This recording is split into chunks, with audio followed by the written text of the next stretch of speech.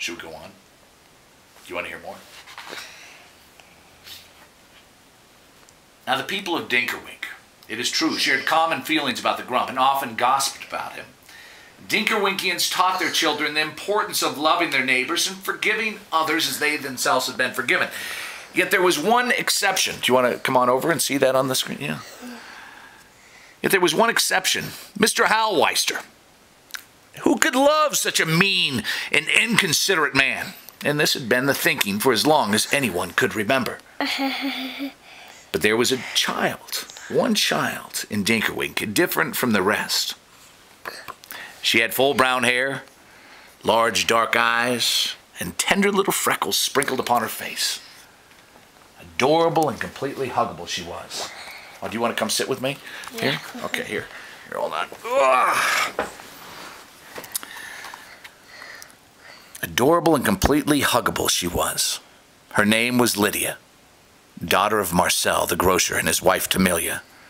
As she'd grown, people thought her such an unfortunate child and often whispered about her, saying, "Poor child, what a pity, what a pity." You see, Lydia could neither hear nor speak. Her adoring parents loved her so much, though. She was their only child. Marcel and Tamilia often showered her with loving words. But knowing she couldn't hear, they'd hold her tightly just to show her how precious she was. Often Lydia could be seen with a ragdoll Jewel, a gift from her beloved father. She had loved the stuffing right out of her friend and dear companion. Dad? And it showed. Hey, Dad. Yeah? I just found squeakers. You found squeakers in there? Yep. Oh, wow. There it is. Yeah. Yep. Right there. Now tell everybody. Lydia knew the sweetness of love. Now, Lydia did not play with other children, if you can imagine that. But she was not lonely. The streets and homes of Dinkerwink were her familiar friends, and the countryside beyond was a world of pure delight. Every afternoon, with a rag doll on her lap, she sat on her stool beside the counter in her parents' shop and smiled at those who came to buy. All took blessing from that smile. All but the Grump. A week had passed since the appearance of the package. Make sure this is, you get that on there. And the Grump made his Thursday journey into town. Now this day he was even grumpier than normal, evidenced by a repertoire of growls, grunts, and other awful noises. More frightening than usual, he entered Marcel's shop, the familiar scowl upon his face. So out of sorts was he that he didn't think to pick up his cheese. When he came to the register, he saw the smile of that little girl and became extremely vexed. So much so that he threw his coins on the counter and slammed the door as he left. At home beside a comfortable fire, the Grump calmed himself. He sat in his chair, dozing, until the fire died. Are you getting it all on tape? Are you seeing what's on there? He sat in his chair, dozing, until the fire died, then rose to go to bed. Immediately was jarred by a knock. I don't know if that sounded... Did that sound like a knock to you? Oh, you trying to get squeakers on there? Yes, Might have to pull it back just a little so they can see it. Yeah, right there, yeah. Oh, yeah, you're getting all the details, aren't you? This time, he would not give the trespasser an opportunity to run. He hurried through the house as fast as his little old legs would allow, and flinging open the door, shouted, "Who goes there?" He looked to his right, and he looked to his left. He could find no one. Perhaps he was being haunted by a ghost, he thought. But dismissed that when he observed a shadowy figure running into Wallaca Woods. "Hooligan," he muttered to himself. Oh, get this. On the porch lay another package, wrapped and tied with ribbon as before. Wincing and wheezing, he picked it up, this time in a hostile manner, a sign to any who secretly might be looking on that he was not impressed, then went inside. As he unfolded the paper, he was startled to find a large heart made from colorful paper. It was decorated in a childlike way with a smiling face in the center. He didn't understand.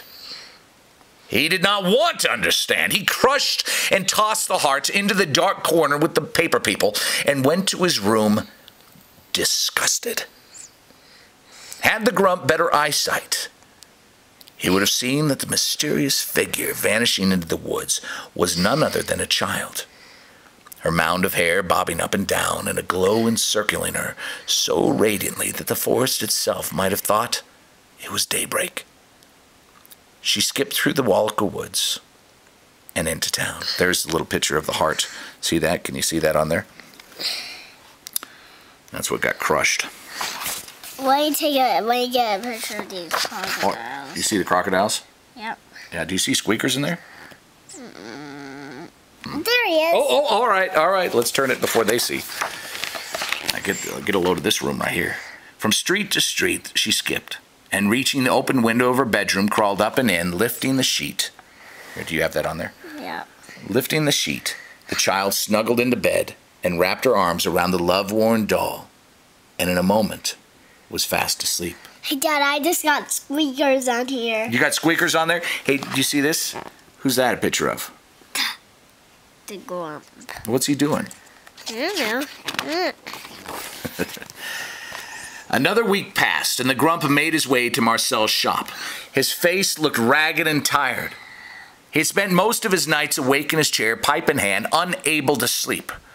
Marcel's eyes greeted those of the Grump and found them glaring at him. Hey, Dad, I just got one of those squeakers. Oh, you did?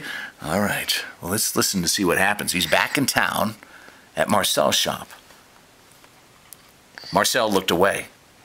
Then, feeling a sense of duty, he lifted his eyes and said, "Welcome, Mr. Howmeister." The Grump not only ignored the grocer's pleasantries, but was unusually hostile as he paid for his purchases. Turning to leave, he looked straight at the child on the stool and into her sweet smile. How that smile disturbed him. The Grump was troubled and confused. Who had visited him? And why had this person left worthless things upon his porch? As he walked home through Wallaca Woods, he formed a plan that would help him to discover who the scoundrel was. At sunset, he hid near the porch behind a row of lilac bushes. The Grump was quite prepared to wait, and wait he did. He struggled to stay alert. His eyelids fluttered, his thoughts drifted, and old memories, unhappy and unwelcome, flooded his mind. As far back as he could remember, the people of Dinkerwink had kept their distance from him. His own father had been distant, traveling to faraway places to make his fortune. Young McCurry, Brogan Howmeister, had never known his mother. Can you imagine that? For she had died at childbirth. He had been left in the care of a guardian, a harsh elderly woman who had kept tight rein upon the boy, never allowing him the company of other children and taking him from the mansion only to make their weekly visit to the grocer's shop. Games and fun, gifts and toys were not a part of young McCurry's childhood. His days were nothing but drudgery, strict discipline, and endless hours of loneliness. He had thought these memories were long forgotten, but now he remembered. Okay, don't look at this. I don't want you to see what's going to happen. Put your eye on that right there. The sound of footsteps startled him. He listened closely. Clenching the end of the cane, he prepared to give this intruder of the night an unforgettable fright. Here, make sure you get the video on this. He chuckled quietly as he imagined the surprise upon the scoundrel's face. "Your pay," he whispered as the figure approached, its lengthy shadow playing upon the grass in the moonlight. "You'll pay." Like a cat on the prowl, he slowly made his way around the bush. His heart beat wildly. With cane raised high, he cried out, "Who goes there? Name yourself!" In the brightness of the moon, he saw her on the porch. He watched, quieted now by curiosity. She did not answer, for she could not hear his demand, loud and angry though it had been. With her back to the Grump, she placed a package on the porch, then lifted and dropped the knocker at the door and turned to leave. She then stopped abruptly. Her eyes grew wide. Before her was the man for whom her gift was intended.